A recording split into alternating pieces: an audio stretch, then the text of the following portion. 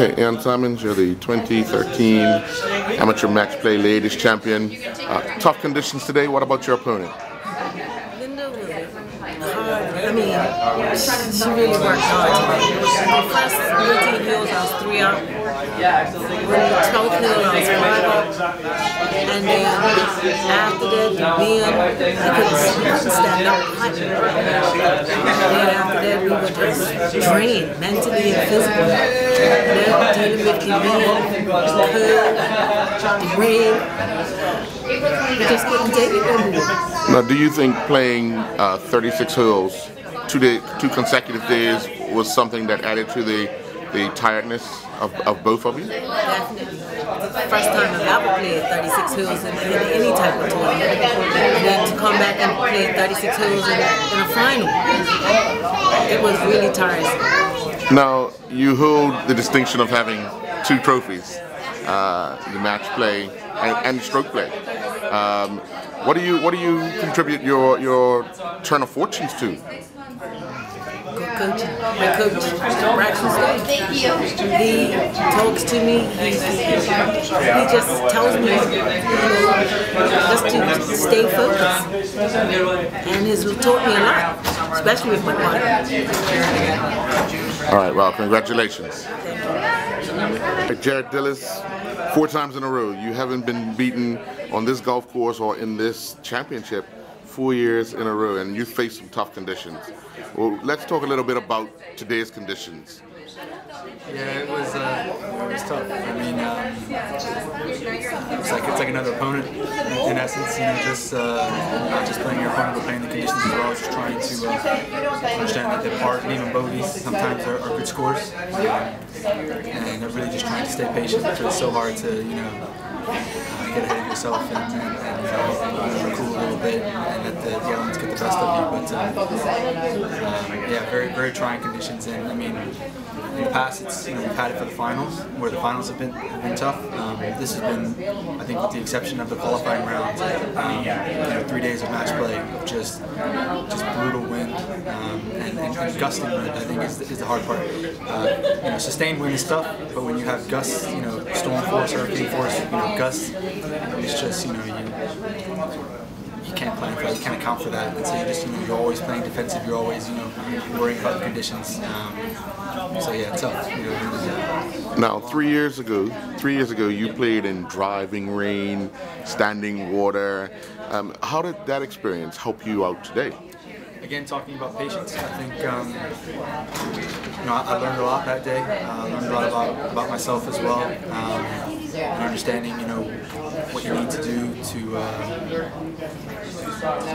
not get ahead of yourself and not get in your own way. In essence, I think I felt pretty calm the whole day today. There are a few times when balls are blowing and things like that, where it gets on your nerves a little bit, and you can kind of feel yourself getting frustrated with it. But both Chris and I were dealing with the same elements, and it really was just a matter of trying to deal with the elements better than he did. So I definitely think 3 years ago helped. I built a big lead after the first 18, and 3 years ago Nick built a big lead on me, and I was able to turn that around. So I think that as well kept me focused for the second 18 to know that anything's possible today. That just like I did 3 years ago, Chris could turn around on me today. So I feel very fortunate to have come out on top, and yeah, 3 years ago definitely helped. Now, throughout the week that you've been playing here, has there been any added pressure on yourself to become the first person to win it 4 times in a row? Yeah, I think I'd be lying if I said no. I started thinking about it probably yesterday, playing against Nick. When I got up on the back 9, I started, which isn't a good thing to say, I started getting ahead of myself a little bit and started thinking about the final and the fact that it'd be neat to be the first person to win 4, and I just started to make it. I just wanted to kind of give myself the opportunity to do that, give myself the chance, and I was fortunate to do that yesterday. And again, today I felt pretty at ease all day. It got there was some pressure here and there, and it got a little dicey for a while. But again, for the most part, I felt like I was in control all the time. I feel like I was able to put pressure on Chris when I needed to, tighten the screw a little bit, and really just it was just a stretch at the end of the first 18 this morning where I won holes 12 through 18 to go from being 1 down to 6 up at lunch, and that was really the difference in the match. Other than that, we were pretty even Stevens. But yeah, that was it really. So yes, pressure today, and then I started to allow myself to enjoy it a little bit. Coming up 12 today, when I really thought that after Chris had lost his tee ball, that it was probably going to become a reality, and it's always great to make a little history. Now, any aspirations of getting rid of this amateur status and joining the ranks of the pros? I know you asked me the same thing last year, and I think I said at the end of summer, last summer, I'm going to do another summer of amateur golf, but I'm starting to lean towards being a career amateur, getting a real job. I'm in insurance now at a great company. I really like it. I really enjoy the people that I work with, and I think you'd asked me last year, I wouldn't want it to be indoors all day. I wouldn't want it to be behind a desk. I'm starting to become a little more accustomed to that. I think I'm starting to embrace that a little more now.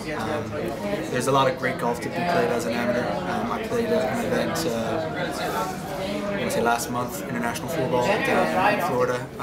It's the mid-amateur and senior event against some of the best mid-amateurs in the U.S. and in the world, really. I enjoy competing. I enjoy playing golf. There's a lot of, like I said, a lot of good golf to be played as an amateur. So I'll leave the professional golf, I think, to Michael Sims and Daniel Augustus, those guys. All right. Well, congratulations. Thank you very much.